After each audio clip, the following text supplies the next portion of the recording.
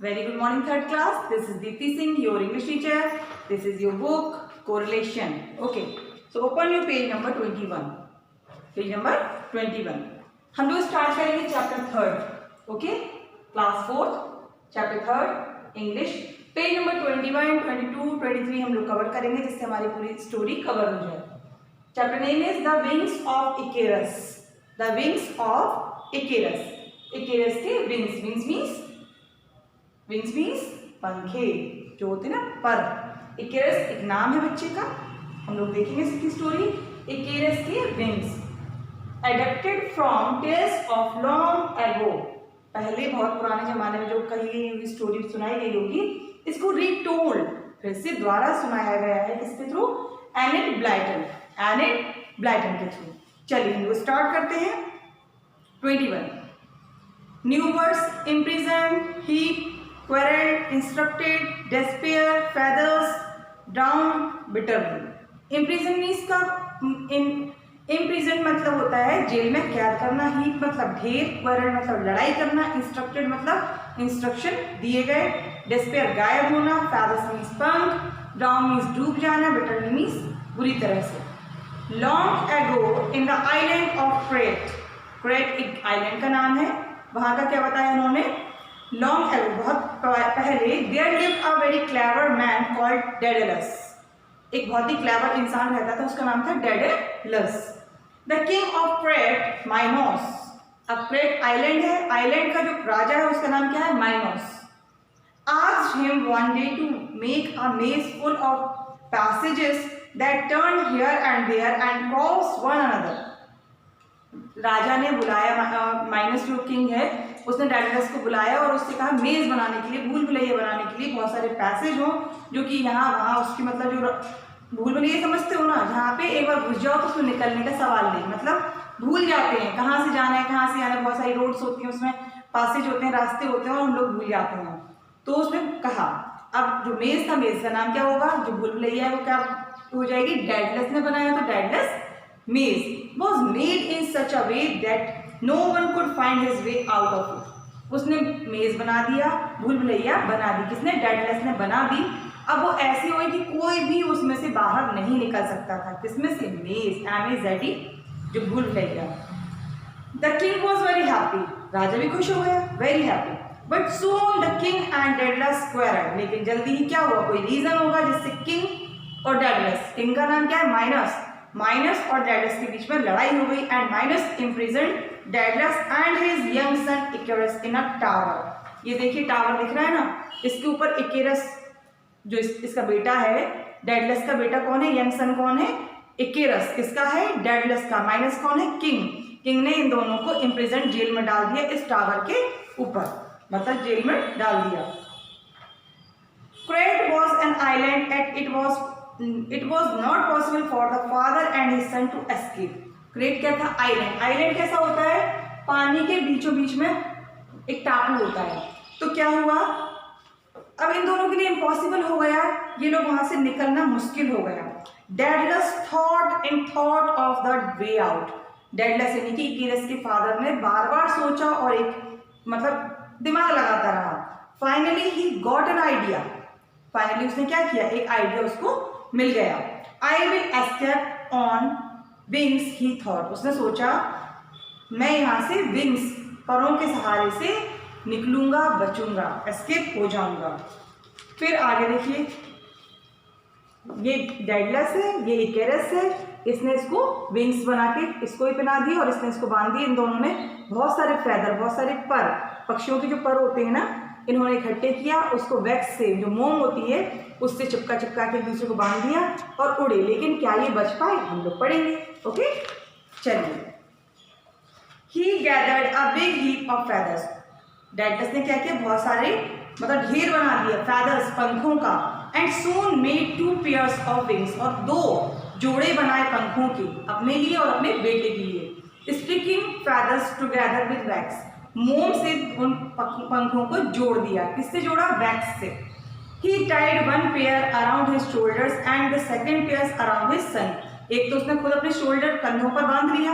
दूसरा पेयर था जो उसको अपने बेटे के शोल्डर से बांध दिया, जिसका नाम था इकेरस। तो इकेरस के साइड शोल्डर्स पे भी बांध दिया। अब दोनों ने पंखे जोड़ लिए। You must practise first, he told his son. Icarus को समझाया डेडलस ने, उसके फादर ने, कि पहले प्रैक्टिस करनी पड़ेगी। जैसे आप लोग एग्जाम होते तो हम लोग कहते हैं ना, मैथ्स की प्रैक्टिस करो, इंग्लिश को पढ़ो बार बार, हिंदी रिवाइज करो, एसएसटी पढ़ो, तो हम लोग पहले प्रैक्टिस करते हैं, उसके बाद हम लोग एग्जाम देने जाते हैं। तो डेडलस ने भी अपने बेटे को समझाया कि पहले तो प्रैक्टिस जरूरी है। We can not fly from this island over the sea, क्योंकि देखिए सी, समुद्र के बीचों बीच में उड़ना है, तो हम लोग अगर प्रैक्टिस नहीं कर पाएंगे बहुत देर तक उड़ने की, तो हम लोग नहीं निकल पाएंगे। तो उसने समझाया कि unless you know how to use your wings, जब तक तुम समझोगे नहीं कि हमें पंखे अपने किस तरह से यूज करने हैं, किस तरह से आपको फॉर्मूला यूज करना है मैथ्स में, किस तरह से आपको वर्ड मीनिंग यूज करनी है सेंटेंसेस में, तो तब तक हम लोग वो काम नहीं कर पाते। तो यहाँ पंखों का खेल है।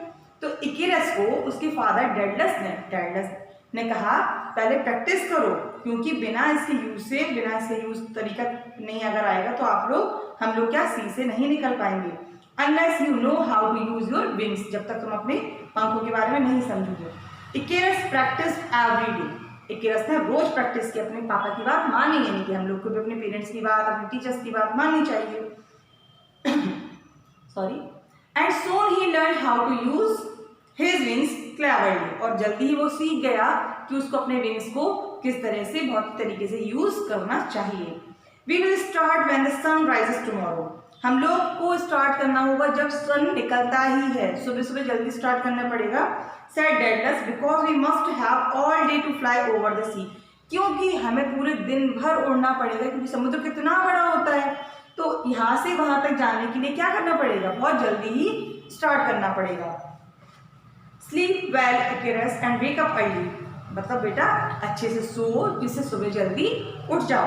The next morning both father and son tied their wings on their shoulders. Daedalus instructed his son, do not fly too low or the spray from the sea will wet your wings. आप इतने ज़्यादा नीचे मत उड़ना कि आपके जो पंखे हैं वो समुद्र की स्प्रे से, पानी से गीले हो जाएं। Do not fly high, too high, or the sun will melt the wax from your wings. और इतने भी ऊपर मत उड़ना कि सूरज की गर्मी से आपकी जो पंखों में वैक्स लगी हुई है, मोम लगी हुई है, वो गल जाए, मेल्ट हो जाए। And then you will fall, और अगर ऐसा होगा तो आप गिर जाओगे।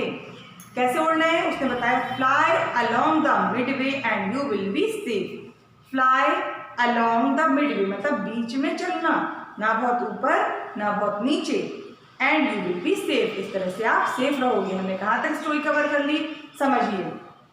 The wings of इकेरस, earnest Blyton ने इसको रिटोल किया है, द्वारा से लिखा हुआ है, बोला हुआ है। ये स्टोरी बहुत पुराने जमाने की है। इसमें हम लोग को ये बताया गया है कि हमें अपने पेरेंट्स की बात बहुत ध्यान से, अपने बड़ों का कहना बहुत ध्यान से सुनना समझना चाहिए, क्योंकि वो जो हमें बताते हैं वो बिल्कुल सही बताते हैं। ठीक है, तो द विंग्स ऑफ इकेरस, इकेरस कौन है, एक बच्चा है, इसके पापा का नाम है डेडलस। ठीक, डेडलस बहुत ही इंटेलिजेंट पर्सन है, जो कि मेज बना सकता है, जो कि भूल भुलैया बनाने का काम करता है, कंस्ट्रक्शन का काम करता है। तो CRET, क्रेट एक आइलैंड है, क्रेट आइलैंड में एक माइनस नाम का किंग है। किंग ने डेडलस को यानी कि इकेरस के फादर को बुलाया और कहा कि एक मेज बनाओ, एक भूल भुलैया बनाओ, इस तरह से होना चाहिए कि उसके रास्ते इधर उधर इतने सारे हो कि कोई उसमें से बाहर ना निकल पाए। डेडलस ने सेम काम किया, उसने मेज बना दी और राजा खुश भी हो गया। लेकिन दोनों में किसी बात पे लेकर झगड़ा हो गया, जिसकी वजह से जो माइनस राजा है, राजा ने इकेरस और उसके फादर डेडलस को दोनों को ही टावर पे कैद कर दिया। अब वहां से निकलने के लिए डेडलस ने बहुत दिमाग लगाया, क्योंकि आइलैंड क्या होता है, समुद्र के बीचों बीच एक टापू होता है जहां से निकलना बहुत मुश्किल होता है। लेकिन उन्होंने दिमाग लगाया कि हम लोग पंखों के सहारे से यहाँ उड़ के जाएंगे। लेकिन आप खुद बताइए, समुद्र कितना बड़ा होता है, क्या आप इतना सारा उड़ सकते हो? उड़ सकते हो तो बताइए। फिर भी उन्होंने दिमाग लगाया, तो उसने कहा कि चलिए, तो उसने क्या किया, बहुत सारे पंखों को इकट्ठा किया, उनसे 2 पेयर ऑफ विंग्स बनाए, एक अपने लिए और अपने बेटे इकेरस के लिए। फिर उसने समझाया कि बेटा बहुत अच्छे से इसको प्रैक्टिस करो, प्रैक्टिस करोगे तभी हम लोग यहाँ से निकल पाएंगे। दूसरी बात, अच्छे से सो जाओ जिससे सुबह जल्दी उठ पाओ, हमें जल्दी ही निकलना पड़ेगा क्योंकि बहुत ही दूर तक हमें उड़ना है। थर्ड बात कि आप इतने नीचे मत उड़ना कि आपको समुद्र की बौछार पड़े और आपके पंख गीले हो जाएं।